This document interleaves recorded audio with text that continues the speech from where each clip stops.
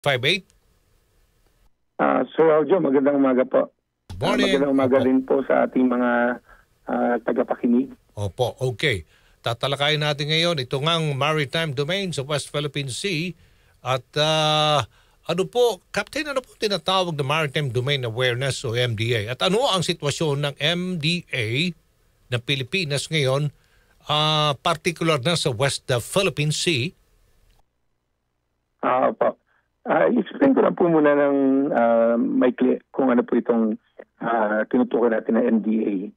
So ito po yung ang pamalayan sa ating katubigan at ito yung ibang pagbunawa sa lahat ng anumang bagay na maiugnay sa ating katubigan na maaring magdulot ng epekto sa seguridad, kaligtasan at kalikasan. Napakalawak po ng konsepto na ito at may tatlo po itong mahalagang aspeto. Una po, andito na po yung tinatawag nating maritime situational awareness. So kamalayan po sa kung ano-ano ang mga sitwasyon o mga pangyayari sa katubigan. Pangalawa, kamalayan po sa kung ano ba yung mga panganib o banta na maaring makaapekto sa ating seguridad, kalikasan at mga naglalayag. Pangatlo, ano-ano naman po ang mga nakahandang kakayahan at mga kagamitan ng iba't ibang sangay ng pamahalaan at lipunan na maaari nating magamit para tumugon kung kinakailangan upang maiwasan at malimitahan ang mga panganib at banta sa ating katubigan. Ang pagkakaroon po ng kamalayan sa ating katubigan ay maaaring sa pamamagitan ng paggamit ng mga modern technologies. Kasama na po ito yung mga barko po natin, eroplano, mga drone capabilities. Katulad na rin po ng mga digital and web-based platforms at ngayon po yung pinaka-trending po yung space technologies. Maaari din po itong isagawa sa pamamagitan ng tuluyang information sharing o sa pamamagitan po ng pakikipag-ugnayan ng iba't ibang sangay ng pamahalaan ng ating mga komunidad at mga kalapit bansa. Ito po ay upang buuin at likumin ang lahat ng impormasyon sa loob at labas ng katubigan upang magamit na basihan sa nararapat na tugon ng ating pamahalaan. So, sa sitwasyon po ng West Philippine Sea, alam naman po natin na nandyan po yung presence po ng iba't ibang foreign state and non-state actors. May mga barko na nabibilang po sa iba't ibang bansa. Meron din naman po mga commercial vessels na identified po natin sila as vessels of interest. Naglalayag po sila sa maaari pong sa loob po ng territorial sea natin, ng ating EEZ. Binabantayan po natin ito dahil maaari pong magdulot sila ng panganib sa ating katubigan. Opo. At ang ating mga enforcement agencies and security forces po ay palaging nakahanda na tumugon kung kinakailangan at sa kasalukuyan naman ay patuloy ang regular na pagbabantay ng ating mga ahensya sa mga nakatalang lokasyon upang masiguro na mapanatili ang kaligtasan sa paglalayag. Partikular na po sa ating mga kababayang mangingisda. Opo. So napaka-importante pala ng MDA. Captain, paano po pinapalakas ng Coast Guard, ng inyong tanggapan, itong National Maritime Center, ang Maritime Domain Awareness ng bansa? Opo sir, talaga pong mahalaga po yun. So bilang tugon po at upang taigtingin ang maritime security at MDA, noong 2024 po ibinaba ng ating Pangulo ang Executive Order 57, Series of 2024 na naglalayong palakasin ang maritime security at MDA. Nakapaloob po dito na ang National Maritime Center at ang ibang sangay ng pamahalaan ay mag-uugnayan upang panatilihing ligtas at paigtingin ang maritime security at gayon po ay palawigin din ang kamalayan sa katubigan. Sa kasalukuyan po ang National Maritime Center ay nagsasagawa at patuloy na nakikilahok sa mga programang lokal at international patungkol sa kooperasyon, information sharing at mga interagency responses.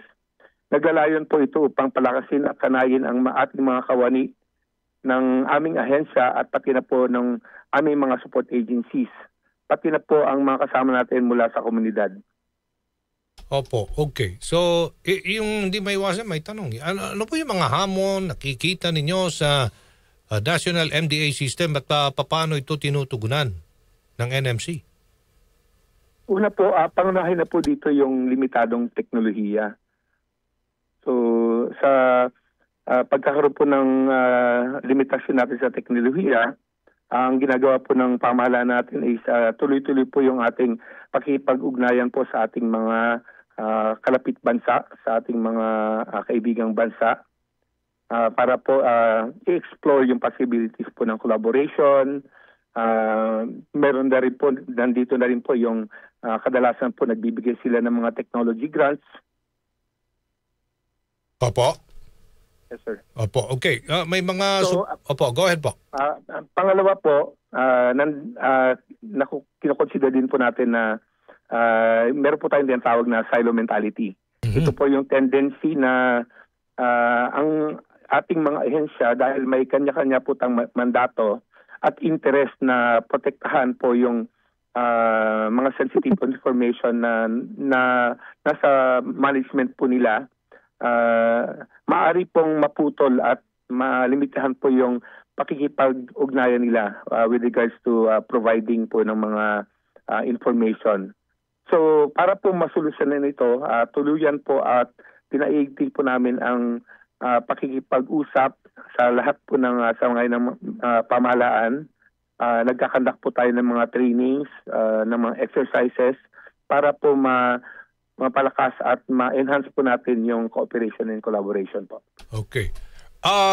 May mga suporta ba mula sa mga kaibigan bansa? Paano sila tumutulong sa pagpapalakas ng ating maritime domain awareness, Captain? Opo, meron po. Katulad po ng nabanggit po kanina, sir. Sa ating pong partnership sa mga kaibigan nating bansa, kadalasan po ang produkto po nito is mga kaukulang training, mga technology grants, tapos yung ugnayan po natin sa pagbibigay ng informasyon. Halimbawa na po sa mga technology na ito is yung mga binigay po na mga drones, yung mga grants po natin sa mga iba't ibang bansa, sa mga barko, mga web-based platform, mga digital platform, mga space capability po. So, yun po yung mga akulang tulong na natatanggap natin sa kanila. Opo. Ano po inyo nakikitang way forward upang mas lalong mapaigting ang MDA lalo na sa West Philippine Sea? So, para po sa akin, sir, siguro po kaukulang suporta upang tugunan ang pangailangan sa naangkop na teknolohiya. Kailangan din po na ang ating mga ehensya ay magkaroon ng mga karagdagang polisiya upang maging gabay natin ng ating mga ahensya sa pagresponde sa anumang insidente sa ating katubigan.